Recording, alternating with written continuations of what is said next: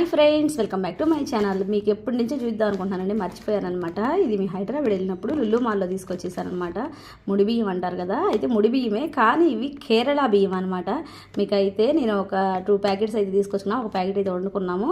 ఇది ఇప్పుడు ఎలా ఉంటుందో మీకైతే చూపించేస్తాను, చూసేయండి. చూడండి ఫ్రెండ్స్, ఇవైతే మనకి ముడి బియ్యం ఉంటాయి కదా, సేమ్ కలరే, కాకపోతే కేరళ బియ్యం వచ్చేసరికి బాగా లావుగా ఉన్నాయండి.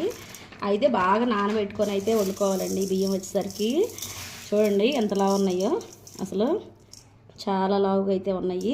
నేనైతే అప్పుడు 2 ప్యాకెట్స్ తీసుకొచ్చిన, మీతో షేర్ చేసుకుందాం అనుకుంటున్నా, ఎప్పటికప్పుడే మర్చిపోతున్నాను అనమాట. ఈసారి రైస్ వండినప్పుడు కూడా ఒకసారి చూపిస్తా. అసలు ఎంత లావు ఉన్నాయి చూడండి. మనకు ముడి బియ్యం వచ్చేసరికి ఇంత లావు అయితే ఉండవు కదా. మీరు ఎప్పుడైనా ట్రై చేశారా? నాకైతే అక్కడ కొంచెం స్పెషల్గా అనిపించేసేసి అందుకని తీసుకొచ్చుకున్నాం ఒక 2 ప్యాకెట్, 2 కేజీలు అయితే. ఇంకా ఈ కేరళ రైస్ అంట, బాగానే ఉన్నాయండి.